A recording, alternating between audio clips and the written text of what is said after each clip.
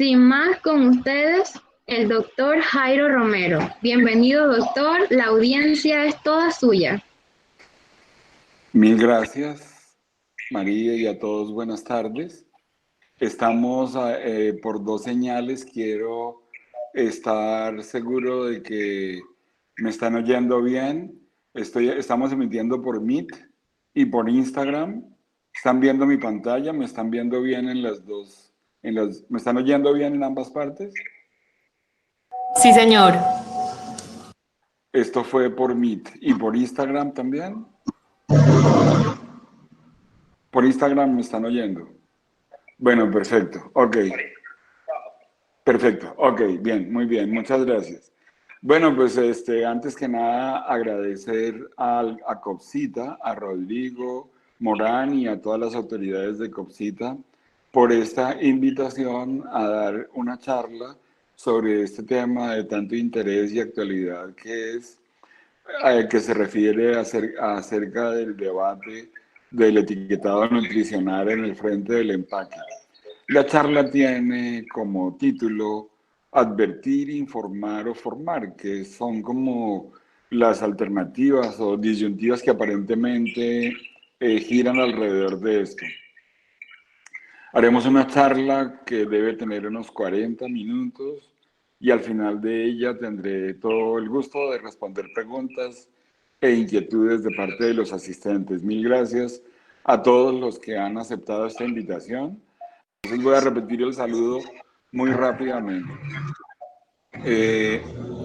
Decir que agradezco la invitación a dar este seminario, a dar este webinar. Estamos transmitiendo simultáneamente por Meet y por Instagram. Entonces, bueno, estamos aprendiendo a hacer este híbrido. Espero que todo salga bien. Empezó con una pequeña falla porque pensé que me estaban viendo en Meet, pero bueno, aquí estamos. Agradecer a Copcita por la invitación a dar este webinar, a Rodrigo, a María, a todas las personas que armaron toda esta logística para estar acá. Agradecer también a las personas que han aceptado la invitación para participar.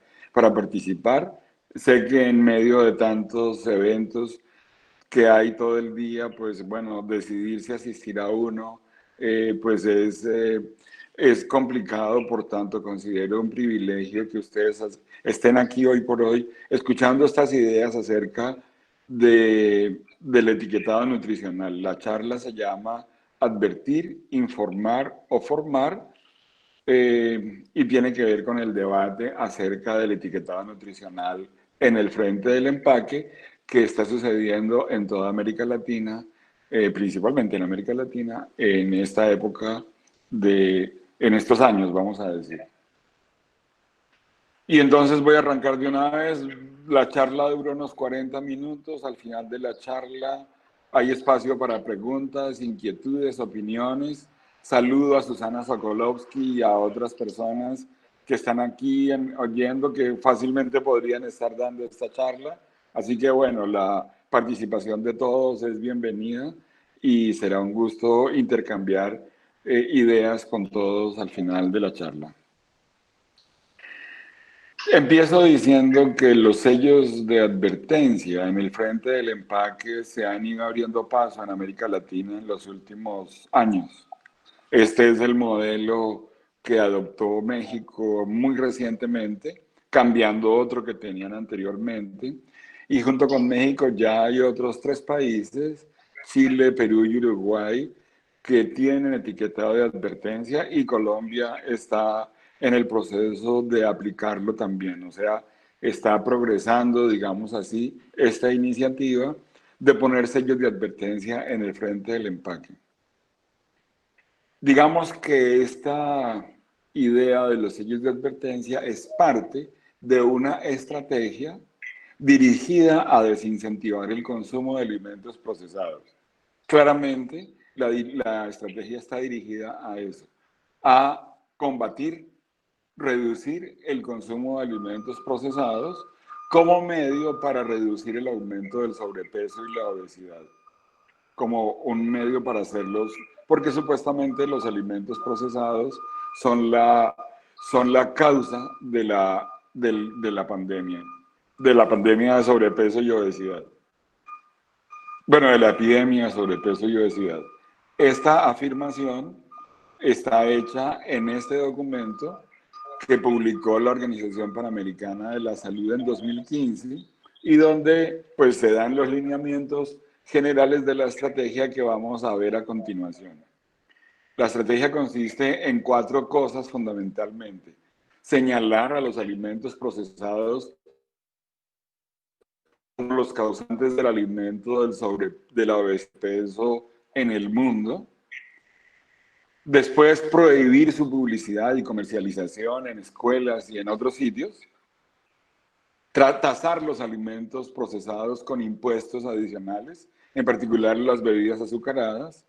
Y finalmente, esta otra estrategia de advertir a la población sobre supuestos daños a la salud causados por los alimentos procesados. La estrategia ha estado encaminada a equiparar los alimentos procesados con el cigarrillo y con otros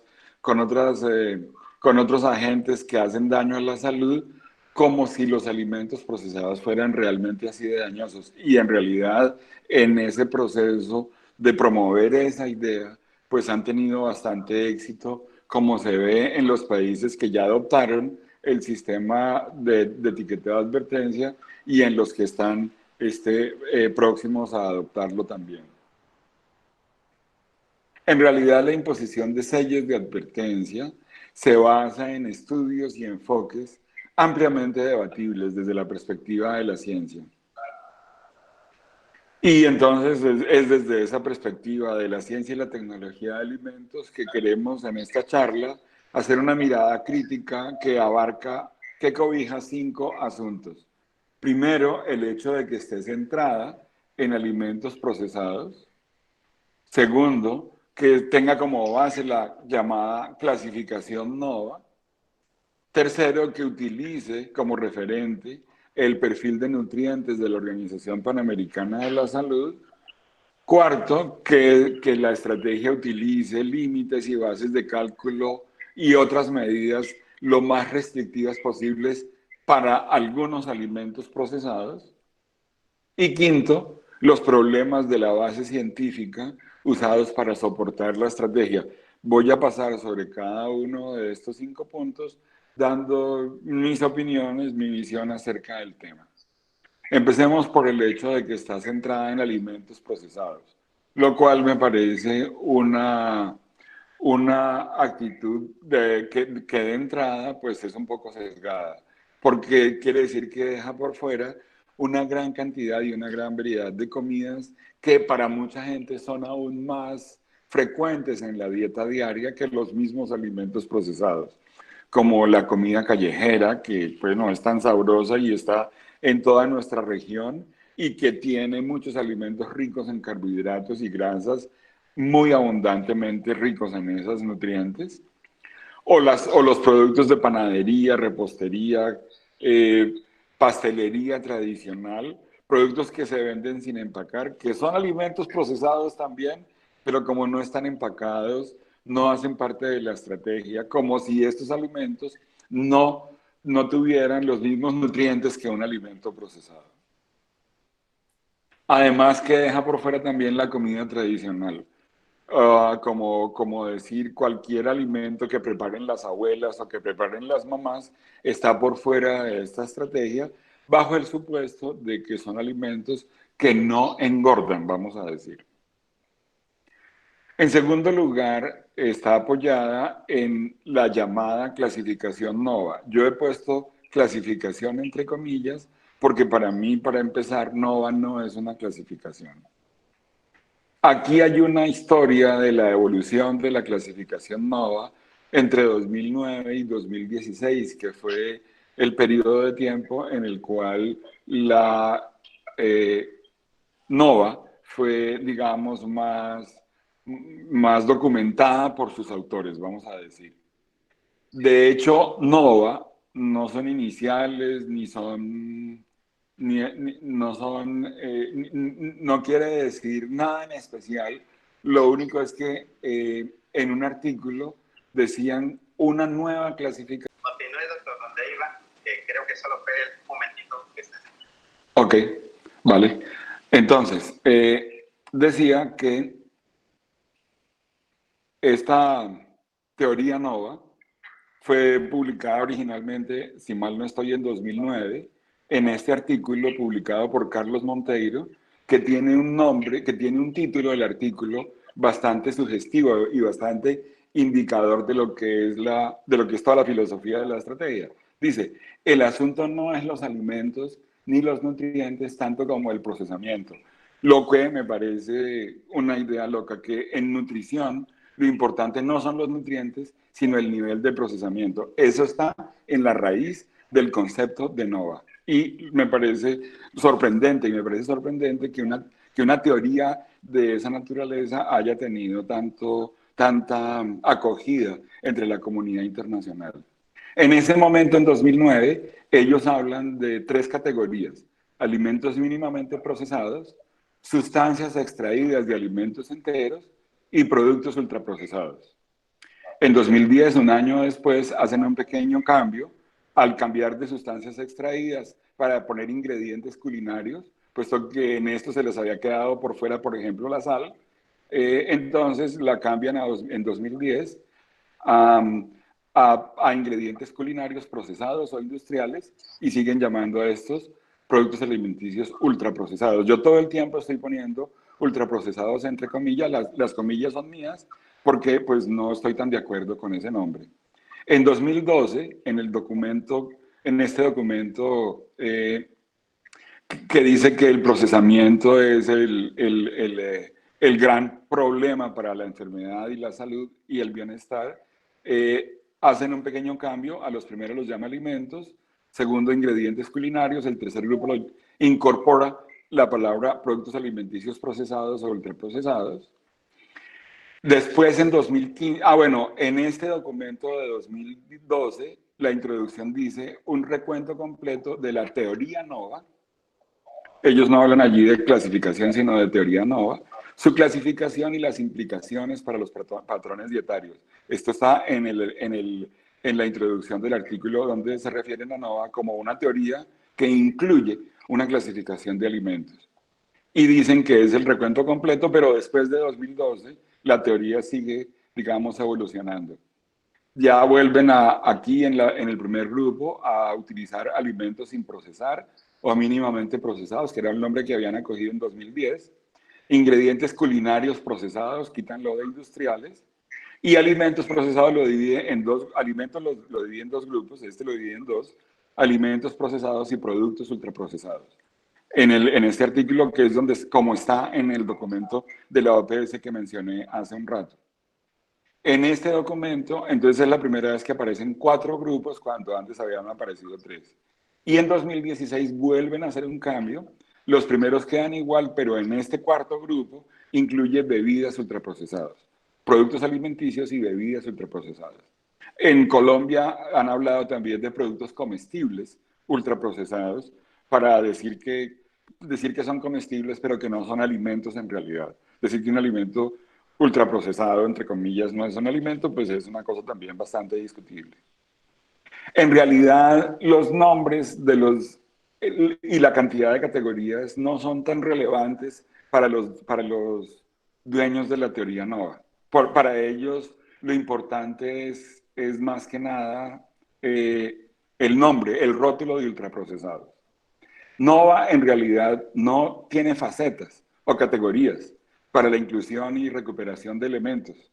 O sea, cuando uno tiene un sistema de clasificación, tiene una serie de categorías que utiliza para decidir dónde clasificar un alimento o cualquier cosa, dónde clasificarlo. Entonces, entre los alimentos de origen natural o vegetal, procesados, sin procesar, con tratamiento térmico, sin tratamiento térmico, con, mil categorías que se utilizan para saber en dónde se establece cada uno, en dónde se ubica cada alimento. Por ejemplo, el Codex tiene un sistema de clasificación que tiene varios sistemas, pero uno de ellos tiene 16 categorías y cerca de 230 subcategorías para poder ubicar un alimento nuevo o ya existente dentro de ese sistema. Y ese mismo sistema de clasificación sirve para extraer, para recuperar productos. Yo quiero ver dónde está el jugo de tomate. Entonces entro allá y el sistema me dice a qué categoría pertenece el jugo de tomate. Él solito me lo dice a partir del esquema de organización que está implícito en un sistema de clasificación. NOVA no tiene categorías para inclusión y recuperación. Lo que tiene son definiciones.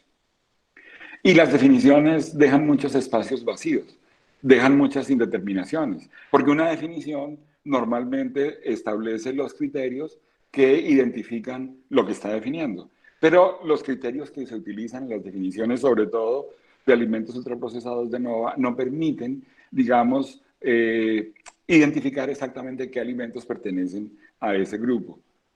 Por esa razón, tienen que recurrir a ejemplos, listados de productos que supuestamente pertenecen a cada categoría.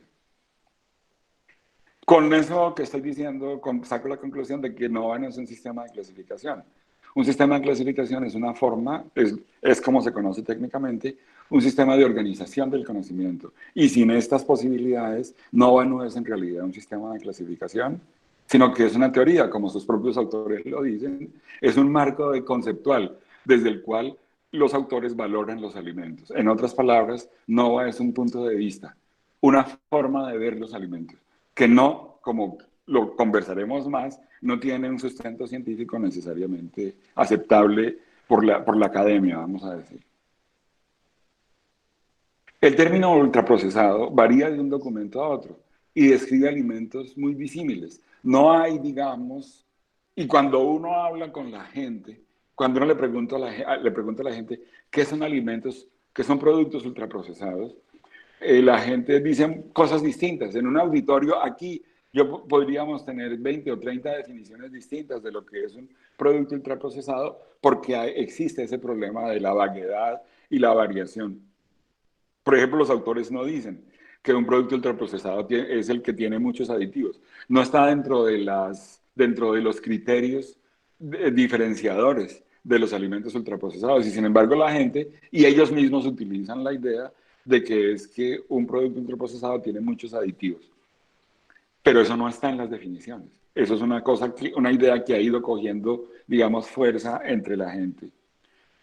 En mi opinión, el término producto ultraprocesado es un concepto vacío, construido con base en informaciones y correlaciones que en realidad carecen de un sustento científico sólido, porque ellos no necesitaban tener un sustento científico sólido. Lo que querían era utilizar un rótulo que se hiciera popular y que sirviera para satanizar algunos alimentos procesados, porque hay unos alimentos procesados que son satanizados y otros que no lo son. Hay algunos productos ultraprocesados que utilizan para unos estudios, pero otros no los utilizan, porque no sirven para confirmar lo que ellos quieren hacer, porque ellos no hacen estudios para explorar ideas, sino hacen estudios es para confirmar sus afirmaciones, para ratificar sus afirmaciones, como lo conversaremos en un rato. Están satanizando arbitrariamente algunos alimentos que consideran la gente debe dejar de consumir. Y eso, como digo, es una parte de la estrategia que implica poner impuestos, prohibir la publicidad, prohibir la comercialización y los sellos de advertencia. En tercer lugar está el tema del perfil de nutrientes de la OPS. Resulta que la Organización Mundial de la Salud desde 2003 estableció unas metas de ingesta de nutrientes por parte de la población, donde dice cuál debería ser la ingesta de nutrientes diario que debe tener una persona en términos de cuánta grasa, cuántos carbohidratos, cuántas proteínas, etcétera, en términos generales expresado en porcentaje de la ingesta de energía diaria total que debe tener una persona para tener una alimentación saludable y sobre, digamos, una base de cálculo universal, vamos a decir, porque es una recomendación para la población universal, para todo el mundo luego, entonces es una base de cálculo universal, vamos a decir. Entonces dice que en nuestra dieta nosotros deberíamos consumir grasas de manera que no aportaran más del 15 o el 30% de las calorías diarias y proteínas que aportaran entre el 10 y el 15% de las calorías diarias, etcétera. Eso es lo que dice las metas de ingesta por la población de la OMS. Lo que hace la OPS en una actitud bastante polémica es convertir las metas de ingesta en un perfil de nutrientes. Hace una división y dice cuál debería ser el contenido de nutrientes de un alimento para considerarse un alimento saludable o sano, que en realidad es más que nada para catalogar a los alimentos ultraprocesados, que para catalogar a los alimentos sanos, vamos a decir, en realidad.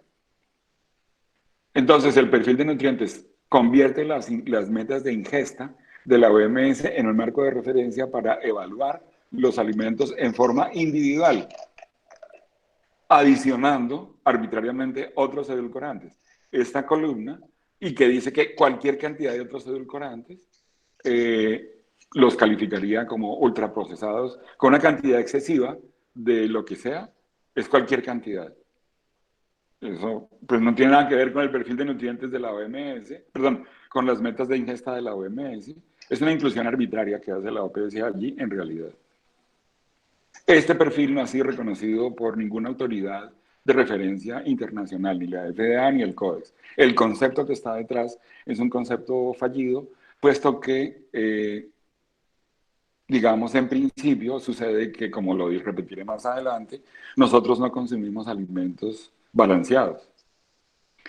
El perfil de nutrientes excluye los ingredientes culinarios, los alimentos recién preparados, los alimentos mínimamente procesados, solamente se centra en las dos categorías que son alimentos procesados y ultraprocesados. Dice que este perfil no aplica para los demás. Para un ingrediente culinario recién preparado, para un alimento de venta callejera, este perfil no aplica. Tan raro, ¿no? Para un alimento que vende en una panadería no aplica. Para la comida que prepara la abuela en la casa, no aplica. No aplica el perfil. Porque es como que si lo hicieran allá, no tuviera los efectos en la salud que alegan que tiene acá. Y hay un problema de fondo. Al comparar los alimentos con el perfil de la OPS, ningún alimento será saludable o balanceado. Ni fresco ni procesado, ninguno. Una lechuga será desbalanceada.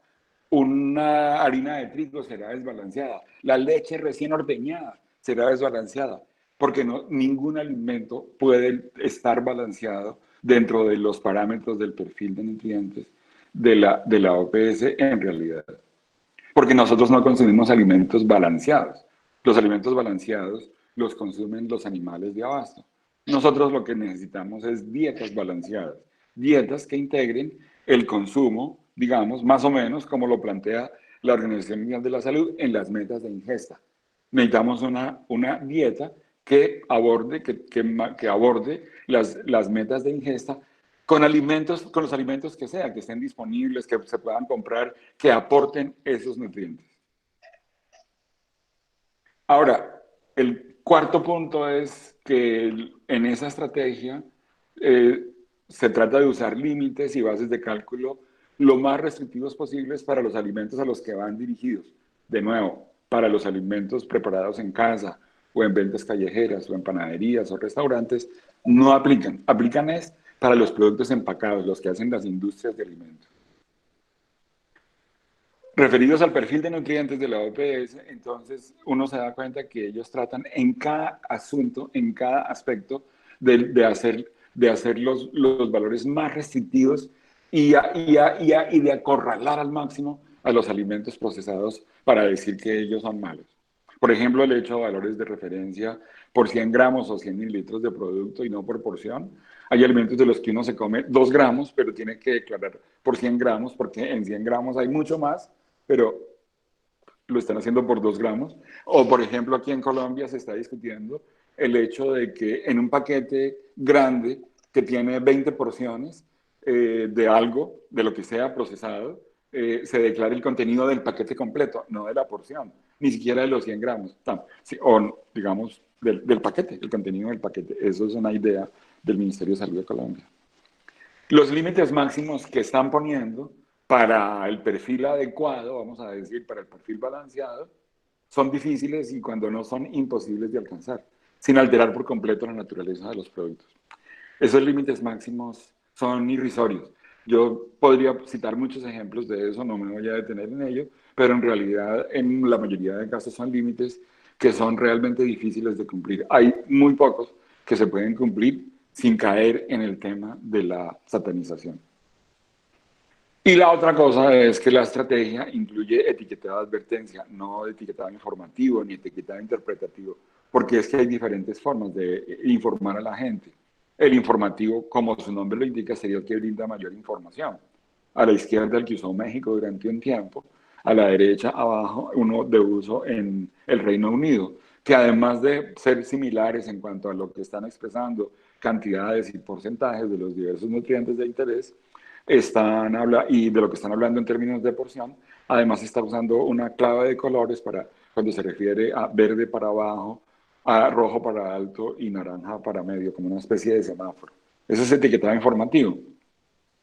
O el interpretativo, donde no hay exactamente unos valores, sino simple y llanamente hay un sistema de cómputo que le dice al consumidor si el producto es una buena elección de salud, si es bueno o muy bueno o mucho mejor. Entonces es un sistema donde todo el procesamiento de la información lo hace una autoridad que se encarga de asignar el etiquetado interpretativo y al consumidor le llega la información de que ese producto es bueno o no lo es.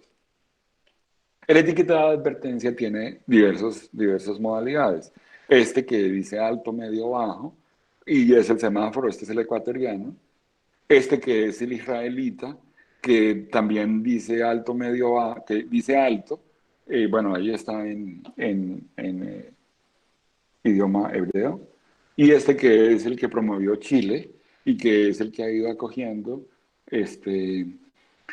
otros países que se llaman los discos pares, son octágonos como los octágonos de los pares del tráfico, que dice alto o en otros países dice exceso de los nutrientes de interés. Y entonces este sería, de los tres se entendería que este tercero, este de arriba de los octágonos, es el más fuerte como advertencia, advertencia de peligro. A mí me duele el estómago cuando alguien dice que tiene la necesidad de advertirle a una persona sobre el peligro de consumir un alimento procesado. A mí eso me suena francamente lamentable, digamos, como concepto. Y tengo que decir una cosa antipática. Ese etiquetado de advertencia de los discos PARE viene de Chile, de donde vienen también lo de los fondos privados de pensiones, que ya los chilenos lo están sufriendo bastante. Me parece que nuestros hermanos chilenos, a quienes quiero, admiro y respeto profundamente, admiro muchísimo al pueblo chileno, a la industria chilena, a la academia chilena, pero francamente esta idea de los fondos privados y la etiquetada de advertencia me parece que son un par de cosas de las cuales, como ya está pasando con los fondos privados, posiblemente nos arrepentiremos en el futuro próximo. Colombia el Ministerio de Salud de Colombia ha publicado este modelo que está en discusión pública en la actualidad. Bueno, ya cerró la fase de discusión pública nacional. No son octágonos, no son disco pares, son redondos, son un poco más amables. No dice exceso, sino dice alto en, y son solo 3 sellos: el de azúcares añadidos, el de sal o sodio y el de grasas saturadas. Digámoslo así, que en Colombia el proyecto es un poco menos, digamos, agresivo de lo que ha sido o de lo que está en vigencia en otros países. El quinto punto es el problema con la base científica que soporta la estrategia. Y aquí voy también a decirlo de una manera sucinta y rápida. Digamos así, en mi opinión, hay 3 cosas que son especialmente, digamos, significativas en la base científica que utilizan para soportar el sistema, toda la estrategia en su conjunto. Es claramente discutible la forma como se maneja la evidencia y cómo se aplica el método científico en los estudios que dan soporte. Pero han desarrollado una estrategia que incluye lo que se llama en ciencia un club de autores, un grupo de personas que se citan unos a otros. Una persona, uno de ellos dice algo en un artículo, hombre, podría suceder que a lo mejor tal cosa, y entonces a partir de esa hipótesis, los otros miembros del club, en cualquier lugar del mundo, citan a ese autor, a ese artículo, como si eso ya estuviera demostrado, como si eso fuera así. Esa es una particularidad del club de autores, que empiezan a citarse los unos a los otros y entonces aparecen 40, 50 artículos del mismo grupo apoyando algo que una persona teorizó o propuso en alguna parte. De manera que entonces pareciera que mucha gente está de acuerdo con eso.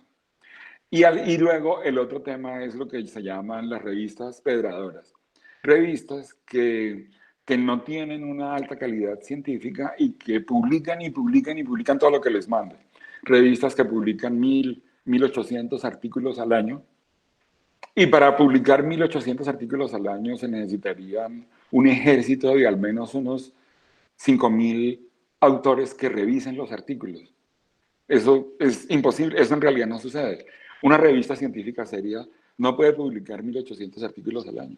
Estas revistas inclusive le piden a los autores, díganos quién le puede revisar el artículo. Antes le mando a alguien del club de autores a que revise el artículo. Entonces son mis propios amigos quienes están avalando lo que yo estoy diciendo, con lo cual la validez de lo que se está diciendo en los artículos es bastante cuestionable. Una revista de esas publica 1.800 artículos al año y cobra 200, 300, 500 dólares por cada artículo publicado y todo es por internet, nada es impreso. Entonces hagan cuentas ustedes del negocio que es tener una revista científica, pues publicando, digamos, 200, 150 artículos mensuales, 50, 60 artículos semanales. Una locura. Revistas pedradoras los llaman. En realidad un problema que hay es que la gente piensa que lo que está impreso es cierto. Y a mí me ha pasado eso con gente que increíblemente, alumnos míos, profesionales de ciencia y tecnología de alimentos, profesionales exitosos que tienen una trayectoria profesional interesante y que cuando yo les digo, eso no es cierto, ellos me dicen, pero está publicado. Pero está publicado no quiere decir que sea cierto. Y desafortunadamente pasa que no todo el mundo utiliza a la hora de leer un artículo científico los criterios que permiten evaluar si un artículo científico es robusto o no lo es. Aquí dejo en esta presentación que estará disponible para ustedes este gráfico que es publicado por compoundchem.com, súper interesante, sobre 12 tips para saber si un artículo es bueno o no. El lenguaje especulativo, el abuso de la correlación y la causalidad, sobre todo el abuso de la correlación, la ausencia del doble ciego o del grupo control, o los resultados mal interpretados o los titulares sensacionalistas. Son cosas que uno ve en realidad en forma constante en las publicaciones que soportan la estrategia de la OPS. El Consejo Internacional, el Consejo de Información sobre Alimentos de Europa, EUFIC, publicó esta infografía que les invito a conocer sobre si les resultan confusas las noticias de nutrición, porque hay tantas cosas que, bueno, entonces aquí EUFIC en un modelo relativamente amigable le dice a cualquier persona, tenga en cuenta estas cosas para ver si lo que está leyendo tiene buen soporte científico o no lo tiene. Son básicamente 7 asuntos los que ellos plantean. La fortaleza de las pruebas, el tamaño y la forma de escoger la muestra, la duración del estudio, el potencial de confusión que genera todo el diseño experimental, el grupo de control, la correlación, porque entonces con correlaciones uno puede demostrar cualquier cosa. Hay en internet un sitio que se llama Correlaciones Espurias, donde hay unos ejemplos absurdos de correlaciones para mostrar que la correlación es una herramienta que puede ser muy mal utilizada. Y las fuentes de sesgo potencial, como por ejemplo ese hecho de estudios que no son demostrados para explorar lo que sucede, sino para ratificar una idea que tiene el investigador. Un ejemplo de un estudio es este. Este estudio de Kevin Hall y colaboradores, donde donde ponen un grupo de control y un grupo en investigación, y al grupo de investigación le dan algunos alimentos ricos en calorías durante 15 días. Y a los otros no. A los otros les dan todo lo demás. Entonces, después de 15 días, los que están comiendo mucho azúcar y mucha grasa todo el día suben de peso. Y los otros no. Entonces dicen, ven, los alimentos ultraprocesados hacen subir de peso. Wow. Para eso, ese es un estudio bastante absurdo, digámoslo así. Para eso no se necesita un estudio. Pero yo recuerdo una vez a uno de los promotores de toda esta estrategia, el doctor Popkin, en el Congreso de México, diciendo que este estudio era una demostración irrefutable de lo que ellos estaban diciendo y que era ciencia del más alto nivel. Cuando el señor Kevin Hall presentó este estudio ante los científicos de ciencia y tecnología de alimentos, la gente le cayó, literalmente como decimos en Colombia, le cayó encima. Le hizo ver el absurdo de todo el diseño experimental, de la forma del manejo de la evidencia, de la forma de generar las conclusiones. El artículo no resiste un análisis, pero los promotores de la estrategia lo utilizan como ciencia al más alto nivel, y los políticos y los tomadores de decisiones que confían en lo que le están diciendo, pues simple y llanamente lo dan por hecho también. Una metodología que me parece un poco perversa, un engaño, un gran engaño, me parece que es lo que están haciendo, que con el tiempo se va a revelar, yo estoy casi seguro, estoy optimista. El siglo pasado, perdón, se usó la ciencia, por ejemplo, un científico famoso que usó la ciencia para demostrar que el cigarrillo no causaba cáncer, usó la estadística. Con los números, con las correlaciones, se pueden hacer muchas cosas. Y hay historias y hay ejemplos de grandes fraudes, digamos, planteados con base en argumentos pseudocientíficos. Yo digo que eso pasa con NOAA y con toda esta estrategia. Es digamos, algo que el tiempo dirá quién tenía la razón. Miren, por ejemplo, esta afirmación del Instituto Nacional de Salud Pública de México.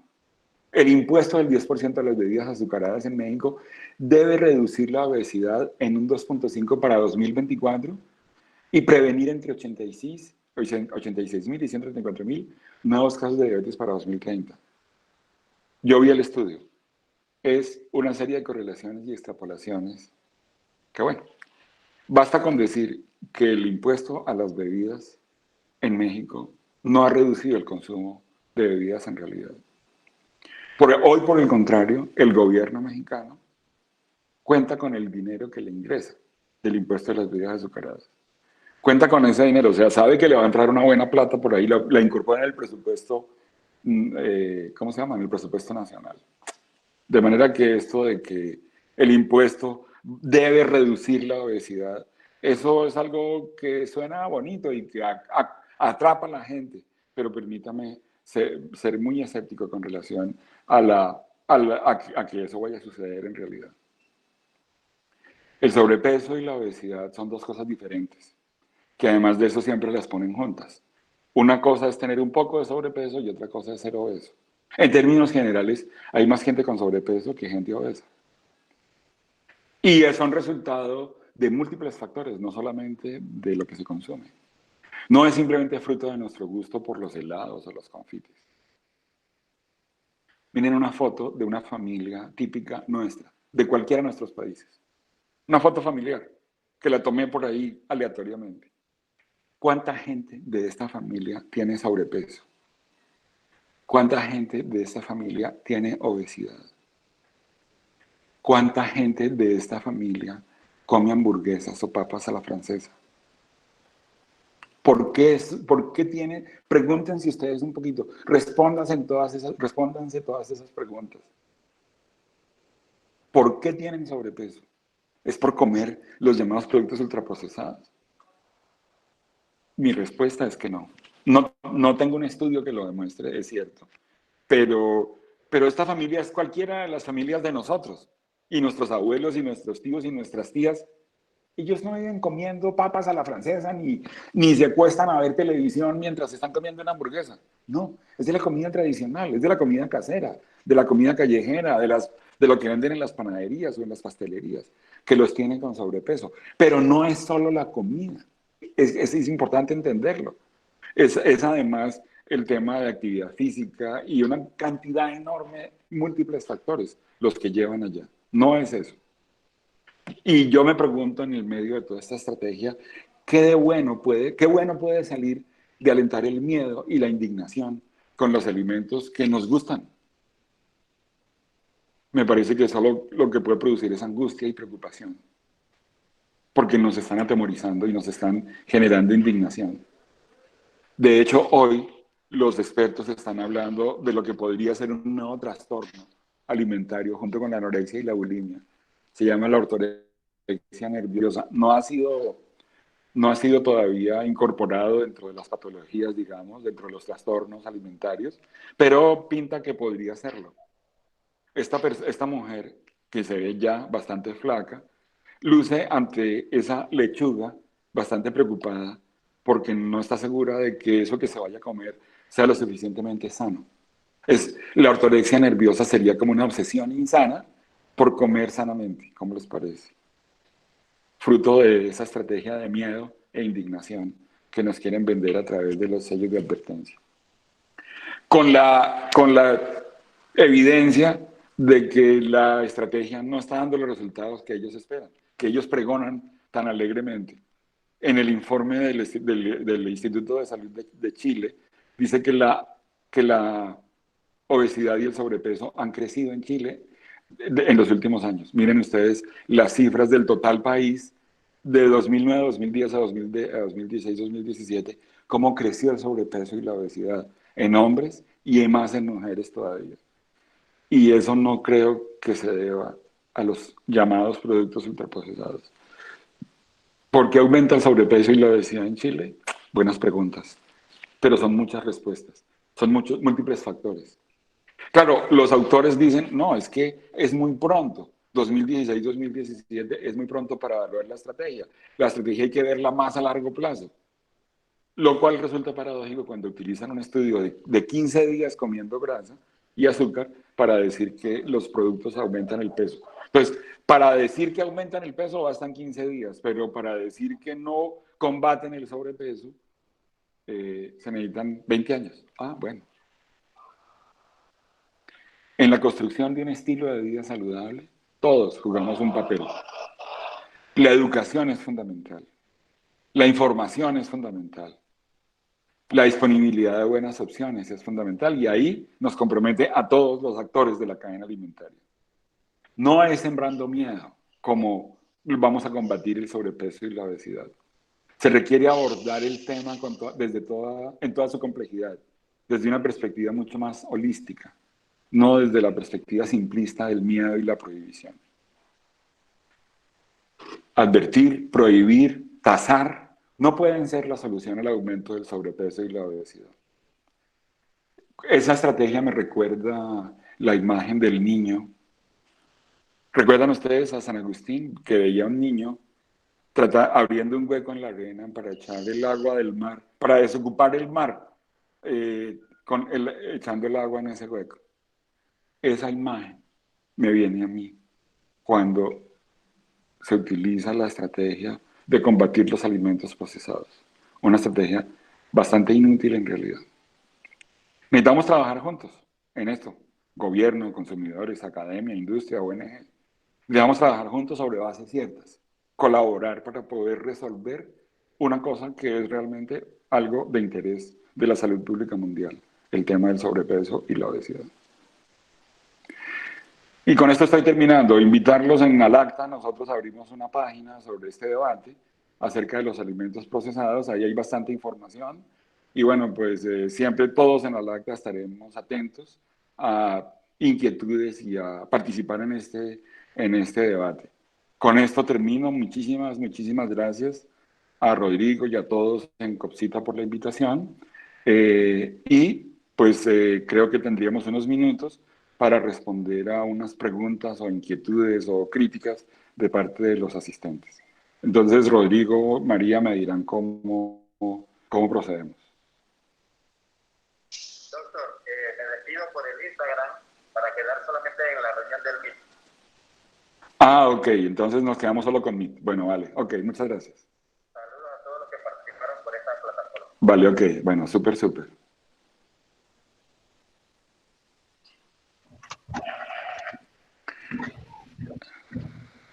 Ok, ya se terminó entonces en Instagram. Aquí veo una pregunta sobre si se puede tener la presentación. Con el mayor gusto, ya la tienen en COPCITA y la tienen en la página de ALACTA.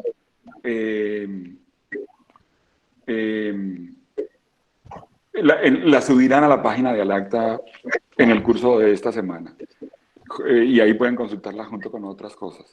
Y COPCITA creo que también la va a subir, ¿verdad?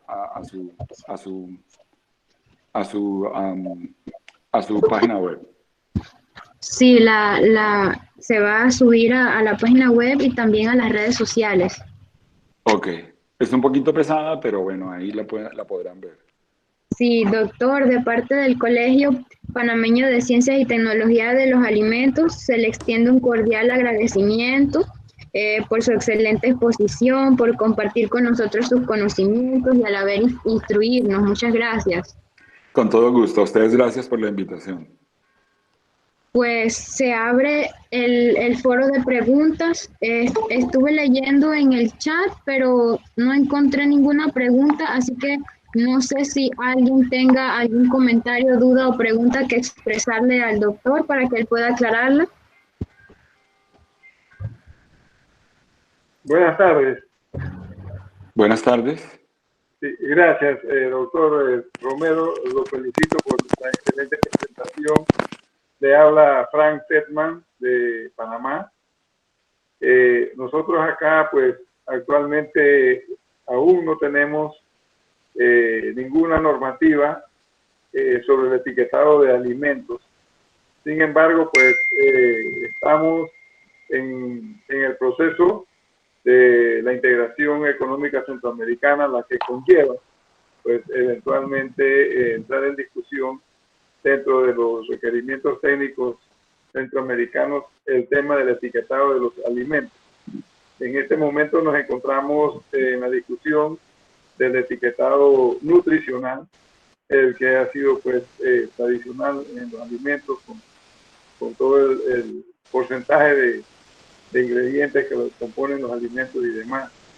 Y entraremos posteriormente, pues, en la discusión del etiquetado frontal. Como somos países tan pequeños, pues realmente nos preocupa mucho de que surgen a nivel de la Cámara de Diputados nuestros, surgen iniciativas individuales que al igual no tratan de llevarnos hacia el etiquetado de advertencia, como usted bien dijo, pues basado en muchos mitos, en falta de información científica que realmente respalde la eficacia de estas medidas. Que sabemos, como usted bien lo indicó, que debemos partir por el tema de la educación. O sea, ninguno de nosotros, pues durante el tiempo que estuvimos en la escuela y en la universidad, nunca tuvimos la oportunidad de tener un curso obligatorio, así como lo es la matemática, por así decir, que desde el primer grado hasta cuando uno se gradúa, pues va avanzando la complejidad y va enseñándonos más sobre la ciencia de la matemática. Pues en nutrición se requiere, pues, que la población, que la sociedad igualmente comprenda que es un tema muy importante y que eso depende en gran parte el estado de nuestra salud y la forma como nosotros vamos a poder desarrollar nuestra vida. Entonces mi pregunta básicamente es, ¿qué nos aconsejaría usted a nosotros si estuviese en nuestros zapatos ahora mismo? ¿Qué estrategias pudiésemos utilizar para que, si hay que legislar, pues seamos más consecuentes, seamos más realistas, podamos entender pues que el ser humano somos animales y llevamos también un proceso de evolución por el cual nosotros tenemos ya genes que gustan del dulce, que gustan de las grasas, que gustan de la sal, y todo eso tiene su explicación, ¿no?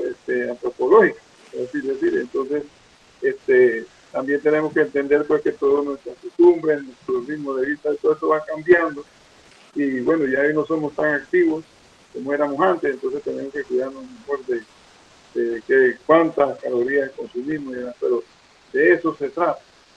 De eso se trata todo, y no de demonizar pues, ciertos alimentos como ahora mismo se quiere hacer. Ya de hecho, pues aquí en Panamá tenemos un impuesto especial para la bebida gaseosa, y como usted bien lo indica, ya el gobierno cuenta con este presupuesto, y no vemos pues que eso en realidad está teniendo ningún efecto positivo contra la obesidad. Muchas gracias. Gracias, Frank. Muchas gracias a usted. Pues mire, y muchas gracias por su intervención y por su pregunta. A mí me parece que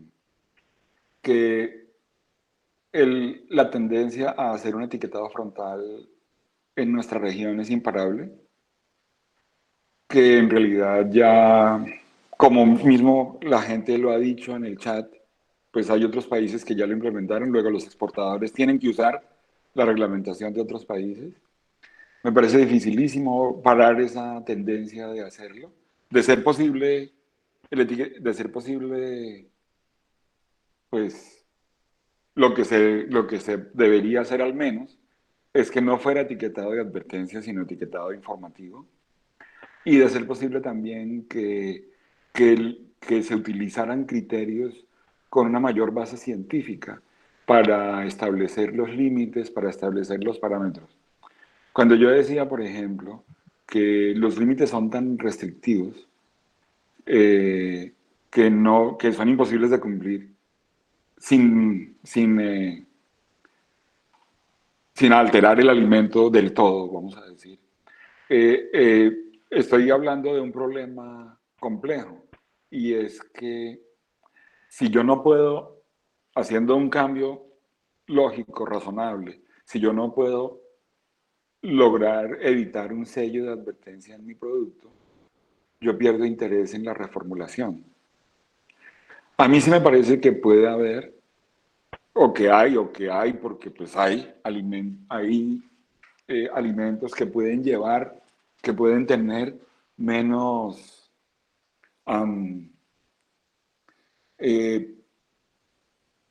azúcar o menos grasa de lo que han tenido tradicionalmente. Es paradójico porque la industria que hace los alimentos procesados no es la que decide cuánto azúcar debe tener el producto. Quien decide cuánto azúcar debe tener el producto es el consumidor, que es el que lo pide así, de dulce, o no. Muchas veces se trata de productos que vienen de la cocina tradicional, que luego se industrializan, y la industria lo que hace es utilizar las recetas tradicionales y sacarlos industrialmente, pero desde la receta tradicional. La industria en general no es la que decide cuánto azúcar. Por ejemplo, en Colombia pasa que un mismo producto puede tener más azúcar si está destinado a una población, por ejemplo, en la costa Caribe, así está destinado a la población del centro del país. Porque los gustos en la costa Caribe son diferentes a los gustos en el centro del país. Entonces, digamos, es importante dejar espacio para reformular, dejar espacio para reducir esos niveles. Para reducir esos niveles, transmitiéndole a la gente, hombre, es mejor que consuma menos azúcar en este producto, está bien. Es bueno que lo haga, que consuma menos azúcar. Tenga en cuenta también que no debe consumirlo tantas veces a la semana o no sé qué. Pero además de eso, tengan en cuenta que tienen que hacer ejercicio, tienen que llevar unos hábitos de vida saludables. Entonces, si la estrategia no permite, no estimula la reformulación, la industria no va a querer reformular, no va a encontrar interés en hacerlo. Además, si todo tiene sellos, entonces al final los sellos van a ser paisaje. Si en una estantería, que ha pasado en varias partes, si en una estantería todo tiene sellos, pues entonces la gente dice, ¿para qué? ¿Para qué? Pues esos sellos, ¿para qué sirven? ¿Todo es malo? No puede ser.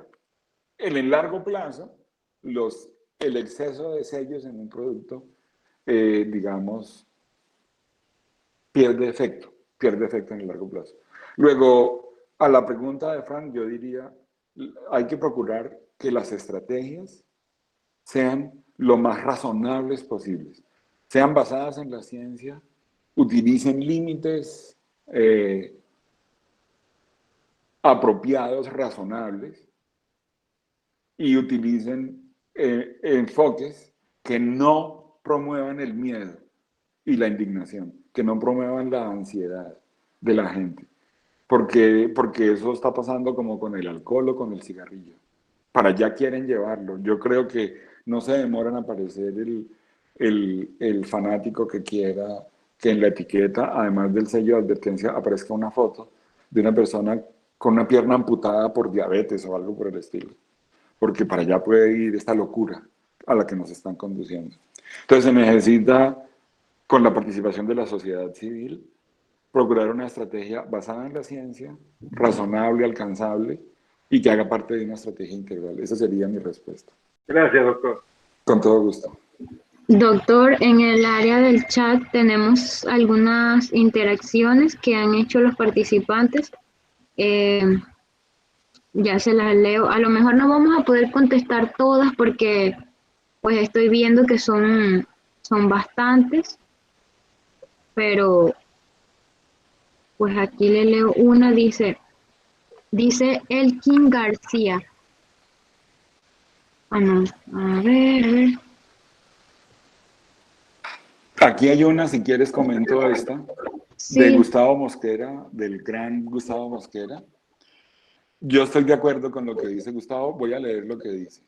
Considero que los consumidores tienen todo el derecho a conocer los nutrientes, que son factores de riesgo presentes en los alimentos que adquieren. Estoy totalmente de acuerdo con eso. Y luego dice, los consumidores son el eje central de todas las normas de etiquetado. No es la industria. También estoy totalmente de acuerdo con eso.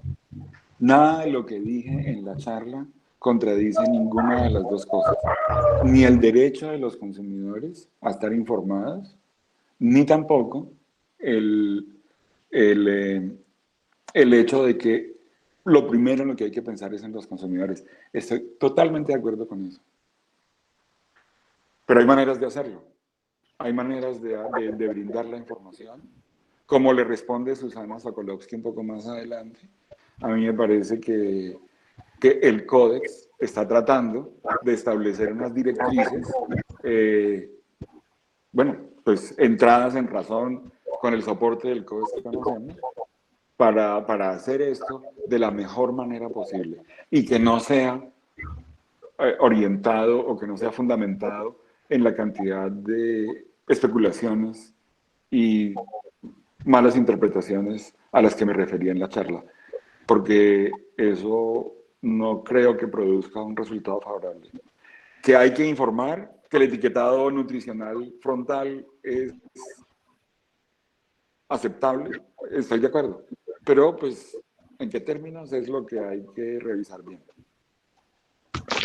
Doctor, aquí María Bolaños le dejó un comentario y dice, hola doctor, considero que debemos manejar el etiquetado frontal de advertencia, dado que las exportaciones a los países que ya lo implementaron debe incluirlo. En mi país está en proyecto de ley. Sí, va a ser un problema porque cada país tiene un sistema ligeramente diferente. Entonces va a ser un problema y cada empresa va a tener que tener una etiqueta para cada país o algo por el estilo. Así es, eso va a pasar. Rachel Ferro, ¿cuál considera que sería una idea de estrategia de los gobiernos ante la pandemia del sobrepeso?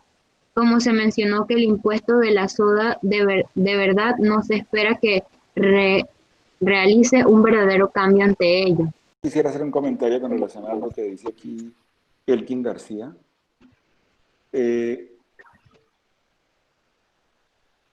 Acerca del sesgo ideológico que tiene este debate.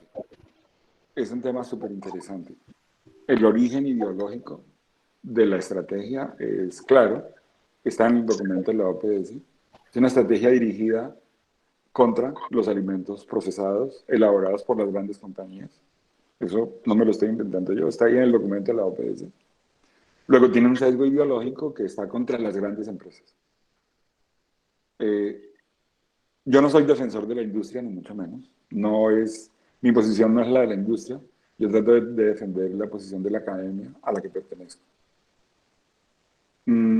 Pero me parece que un poco fuerte decir que los reguladores tienen el sesgo ideológico.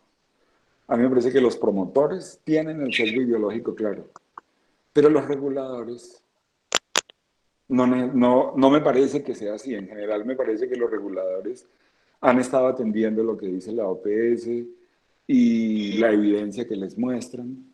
Luego, me parece un poco aventurado decir que los reguladores tienen el sesgo ideológico.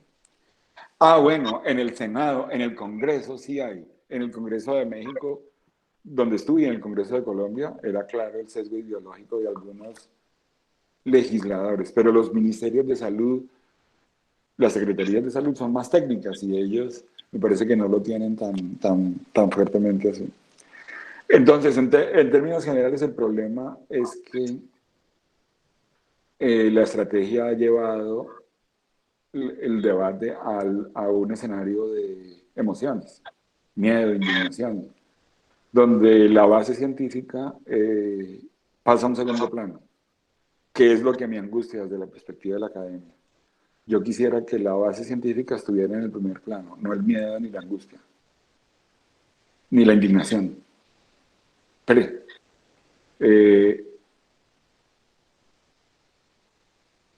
¿cómo es que hacemos para hacer la regulación? Con base en la ciencia, no en el miedo. Eso es lo que deberíamos, esa es mi propuesta, ese es mi planteamiento. Integral, además. Integral, no es solamente el etiquetado de advertencia. Y además de eso, en el proyecto colombiano, por ejemplo, el proyecto de etiquetado excluye varios alimentos que son de altísimo consumo y de altísimo nivel de calorías o de grasa, lo cual no parece tener una justificación de cara al propósito que persigue la legislación. Gracias a Susana también, Susana Sokolovsky, quien es una súper experta en este tema, por los aportes que ha hecho en el chat. No sé, Susana, si quieres adicionar algo de viva voz, todavía estás por ahí, creo. Si quieres abrir el micrófono, porque he visto que estás activa en el chat, pero sí, bienvenida si quieres opinar. Acá estoy y Dale. agradezco. Gracias, Jairo, te felicito por la presentación. Me parece importante para los que aún están en la charla que por favor lean lo que acabo de escribirles. El Ministerio de Agricultura de Brasil acaba de pedir la revisión de la guía alimentaria de la población brasilera, que como saben está basada en la clasificación NOVA. Y tal como lo dice lo que acabo de escribirles, la clasificación NOVA dice es confusa, incoherente y perjudica la implementación de pautas adecuadas para promover una alimentación adecuada y saludable para la población brasileña. La clasificación es arbitraria y confunde el nivel de procesamiento con la cantidad y los tipos de ingredientes utilizados en los alimentos. El problema nace en la clasificación NOVA, que fue, como bien lo explicó Jairo, adoptado por la Organización Panamericana de la Salud. Y ese modelo de perfil de nutrientes de la Organización Panamericana de la Salud hace imposible la reformulación de alimentos para mejorar la composición de nutrientes y por ende no debe ser aplicada en una norma de etiquetado frontal porque le quita al industrial la posibilidad de mejorar la composición de nutrientes de sus alimentos. Y por lo tanto incumple con el propósito de promover la reformulación para hacer alimentos de mejor composición nutricional. Eso tiene que quedar claro y me parece que la mejor manera es explicarlo a las autoridades regulatorias que pueden tener la mejor intención, pero pueden también no tener el conocimiento necesario. Y me parece importante destacar que esta misma semana, probablemente mañana, vean aparecer el documento Códex de Directiva de Etiquetado Frontal, donde ya hay varias definiciones del alcance, de varios de los temas que hacen al etiquetado frontal y que ya debieran estar siendo tomados en consideración por los países que en estos momentos evalúan la posibilidad de imponer un etiquetado frontal de advertencia. Así que estén atentos a esas novedades, porque eso va a ayudar mucho a definir en forma correcta estos etiquetados, ¿no? Pero por favor traten de explicarle a las autoridades que el modelo de perfil de nutrientes de l'OPS es incorrecto. Y lo pueden ver directamente viendo los ejemplos de México. En México no han conseguido un etiquetado claro, es un etiquetado confuso, donde alimentos que tienen, por ejemplo, reducción de nutrientes y dicen reducido en azúcar, llevan a la vez un exceso de azúcar como sello de advertencia. O sea, el pobre consumidor no va a entender nada. Gracias, Jairo. Muchas gracias. No, a ti mil gracias. Bueno, es una cosa que está en pleno debate, en pleno auge, y bueno, pues estaremos atentos a seguir y atender lo que pueda suceder de aquí en adelante. Muchísimas gracias a todos, nuevamente a Copsita por la invitación y a todos por estar acá y por permanecer hasta el final de la sesión de preguntas.